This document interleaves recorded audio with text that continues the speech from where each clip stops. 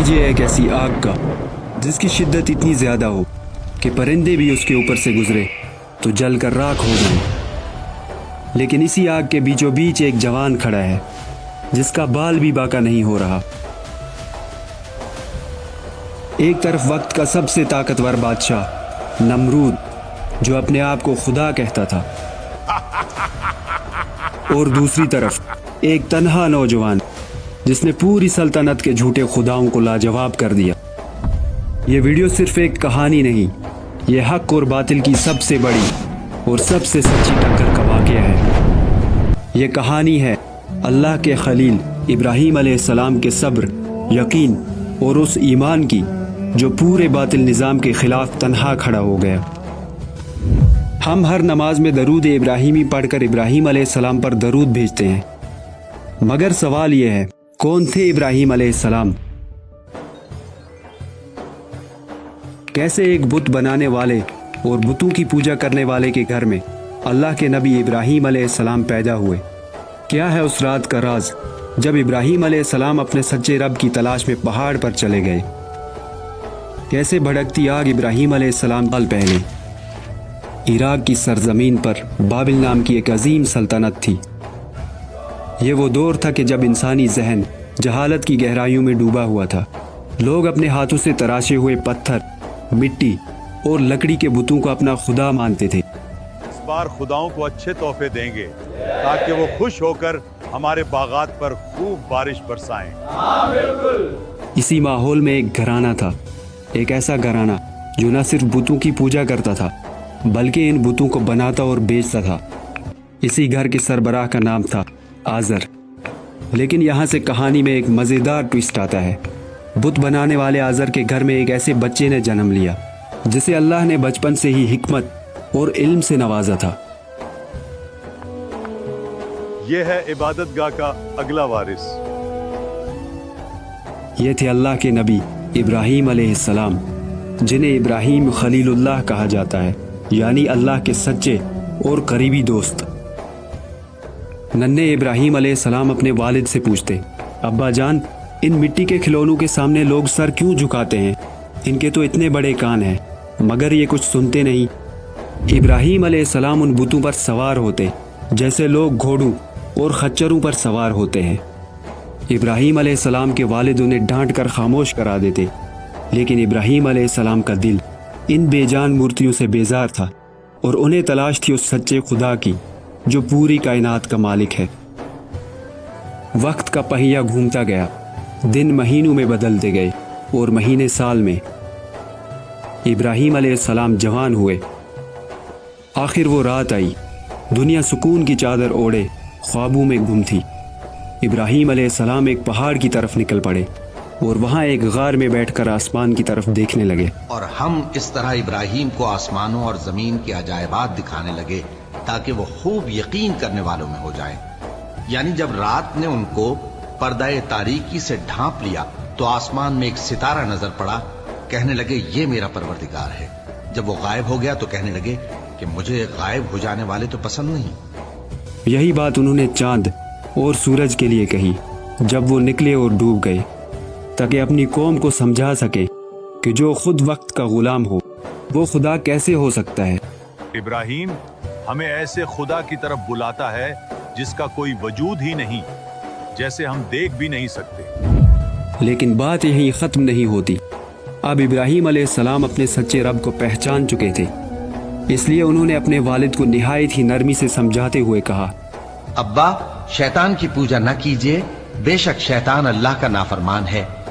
अब्बा, मुझे डर लगता है कि आपको अल्लाह का अजाब आ पकड़े तो आप शैतान के साथ ही हो जाएं। मगर आज़र को सख्त गुस्सा आया और इब्राहीम अलैहिस्सलाम को धमकी देते हुए कहा, अगर तुम बाज ना आए तो मैं तुम्हें पत्थरों से मार दूंगा। इब्राहीम अलैहिस्सलाम बिल्कुल अकेले हैं, लेकिन हक पे डटे हैं। एक दिन शहर में मेला लगा हुआ था। सब लोग मेले में गए हुए थे। ये 4वीं सदी का शाहकार है, यमनी बाजार का कीमती जौहर। मैं सोच रहा हूँ फर्जंद की शादी का सारा सामान यहीं से खरीद लूँ। हाँ, काफी मुनासिब दाम पर मिल रहा है। बेहतर है। इब्राहीम अलैहिस्सलाम ने फैसला किया कि आज इन बेजान खुदाओं की हकीकत ظاہر کرنے کا وقت آ گیا ہے۔ انہوں نے اپنی کلہاڑی اٹھائی اور بت خانے میں داخل ہو گئے اور ایک کے بعد ایک سارے بتوں کو توڑ دیا سوائے سب سے بڑے بت کے۔ انہوں نے اپنی کلہاڑی بڑے بت کے کاندھے پہ رکھی اور وہاں سے چلے گئے۔ جب لوگ واپس آئے اور اپنے نام نہاد خداؤں کے ٹکڑے دیکھے تو ان کے پیروں تلے زمین کھسک گئی۔ یہ کیسے ہوا؟ کس نے خداؤں کے غضب کو دعوت دی؟ وہ سمجھ چکے تھے کہ یہ کام ابراہیم علیہ السلام نے ہی کیا ہوگا۔ یہ کام ابراہیم کے علاوہ کوئی نہیں کر سکتا۔ یہ گستاخی ابراہیم نے ہی کی ہے۔ انہوں نے ابراہیم علیہ السلام کو بلایا اور ان سے پوچھا گیا تو انہوں نے مسکراتے ہوئے کہا، ان خداؤں سے ہی پوچھ لو کہ انہیں کس نے توڑا ہے، اگر یہ بول سکتے ہیں۔ لوگوں کے پاس کوئی جواب نہیں تھا اور وہ جانتے تھے کہ یہ بے جان بت بھلا کیا ہی بول سکتے ہیں، مگر اپنی عزت بچانے کے لیے انہوں نے فیصلہ کیا کہ ابراہیم علیہ السلام کو آگ میں جلا دیا جائے۔ گاؤں میں اعلان کر دو، ابراہیم کو زندہ جلانے کے لیے لکڑیاں جمع کی جائیں۔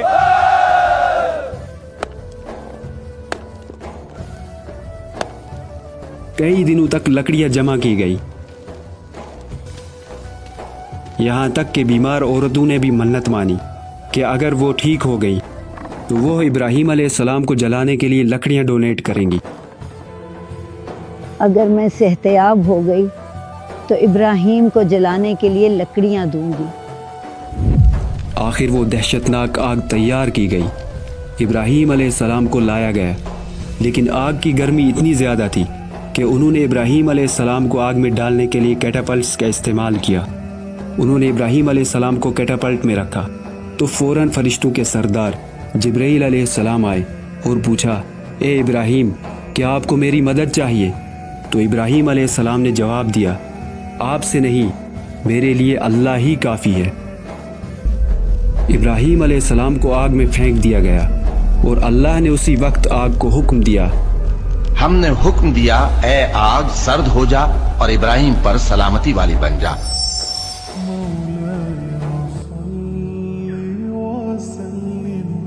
ابراہیم علیہ السلام آگ کے درمیان ایسے بیٹھے تھے جیسے کسی حسین باغ میں ہوں۔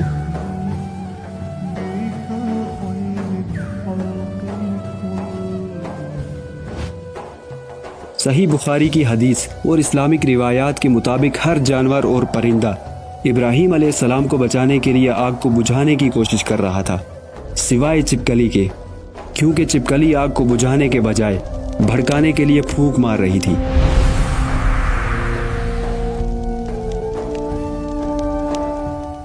یہی وجہ ہے کہ کئی معتبر حدیث میں اس خاص قسم کی چپکلی کو مارنے کا حکم دیا گیا ہے، کیونکہ اس کی فطرت میں ہی برائی ہے۔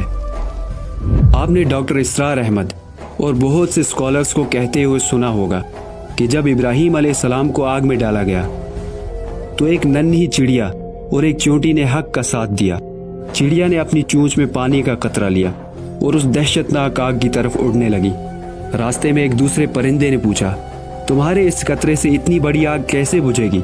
تو چڑیا نے نہایت ہی خوبصورت جواب دیا کہ میں جانتی ہوں میرے اس قطرے سے آگ نہیں بجھے گی، مگر جب قیامت کے دن اللہ مجھ سے پوچھے گا کہ جب میرا خلیل آگ میں جلایا جا رہا تھا تو اس وقت تم کہاں تھی، تو کم سے کم میں یہ کہہ سکوں گی کہ میں آگ بجھانے والوں میں شامل تھی، نہ کہ آگ لگانے والوں میں۔ ڈاکٹر اسرار احمد فرماتے ہیں کہ اصل چیز نتیجہ نہیں، بلکہ یہ ہے کہ آپ نے کوشش کس سمت میں کی۔ ابراہیم علیہ السلام کو آگ میں ڈالنے کے بعد لوگ سمجھ رہے تھے کہ ان کی تو ہڈیاں بھی جل کر راکھ ہو گئی ہوں گی، لیکن اس کے بعد جو ہوا اس کی امید بھی انہیں نہیں تھی۔ جب ابراہیم علیہ السلام صحیح سلامت آگ سے باہر آئے تو لوگ یہ دیکھ کر دنگ رہ گئے کہ جس رسی سے ابراہیم علیہ السلام کو باندھا گیا تھا وہ رسی تو جل کر راکھ ہو گئی، لیکن آگ ابراہیم علیہ السلام کے جسم کا ایک بال بھی نہ جلا سکی۔ بے شک اللہ اپنے پیارے بندوں کو تنہا نہیں چھوڑتا، لیکن ابراہیم علیہ السلام کا امتحان یہیں ختم نہیں ہوتا۔ اب یہاں پہ انٹری ہوتی ہے نمرود کی۔ جب نمرود تک یہ خبر پہنچی کہ ابراہیم علیہ السلام صحیح سلامت آگ سے نکل آئے تو اس سے اپنی جھوٹی خدائی کا دعویٰ बे नकाब होते हुए नजर आया और वो गुस्से में आग बगोला हो गया। उसने इब्राहीम अलैहिस्सलाम को अपने दरबार में बुलाया। ये कैसे हो सकता है? उसे फौरान हमारे सामने पेश किया जाए। अब यहाँ हक और बातिल के दरमियान एक बहुत ही खास डिबेट होने वाली है। तकब्बुर में डूबे नमरूद ने इब्राहीम अलैहिस्सलाम से पूछा, बताओ तुम्हारा रब कौन है? मेरा रब वो है जो जिंदगी और मौत देता है। नमरूद ने कहा कि ये तो मैं भी कर सकता हूँ, नॉट ए बिग डील। ये तो मैं भी कर सकता हूँ। उसने 2 कैदियों को दरबार में बुलाया। एक कैदी को सजाए मौत सुनाई जा चुकी थी और दूसरे कैदी को उम्र कैद की सजा सुनाई गई थी। उसने उस कैदी को कत्ल कर दिया जिसे उम्र कैद की सजा सुनाई गई थी और उस कैदी को रिहा कर दिया जिसे मौत की सजा होने वाली थी। ये देखकर इब्राहीम अलैहिस्सलाम समझ गए कि नमरूद तो निहायत ही बेवकूफ़ और मगरूर आदमी है। अब इब्राहीम अलैहिस्सलाम ने नमरूद को एक ऐसे इम्तिहान में डाला जिससे निकलना नामुमकिन था।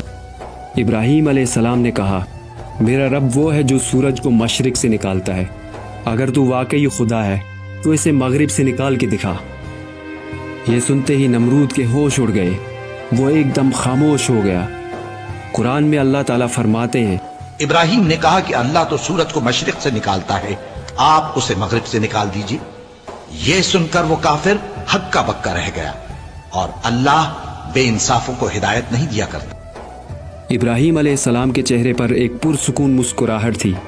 उन्होंने नमरूद को साबित कर दिया कि इंसानों का कत्ल करना बादशाही तो हो सकती है, मगर कायनात का निज़ाम चलाना सिर्फ उस अल्लाह का काम है जिसने इब्राहीम अलैहिस्सलाम को आग से बचाया।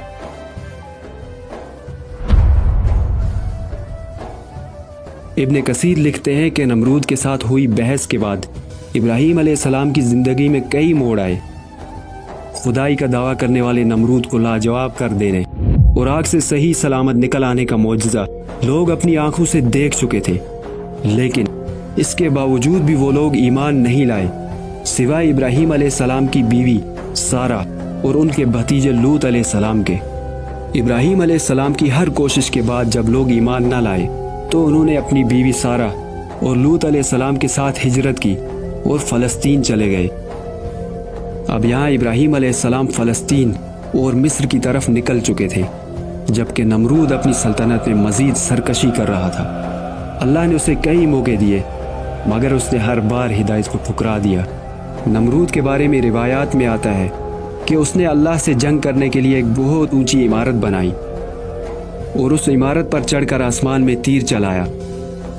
अल्लाह के हुक्म से फरिश्तों ने उस तीर को खून में रंगीन करके वापस फेंक दिया। नमरूद ने जब खून से रंगीन तीर देखा तो खुशी से चिल्ला उठा और कहने लगा, मैंने इब्राहीम के खुदा को जख्मी कर दिया। नमरूद तकब्बुर के नशे में चूर था, लेकिन अब वक्त आ गया था उसके गुरूर को मिट्टी में मिलाने का। अल्लाह ने नमरूद और उसकी फौज को तबाह करने के लिए अपना लश्कर भेजा। ये कोई आर्मर्ड फोर्स नहीं थी, बल्कि छोटे छोटे मच्छर थे।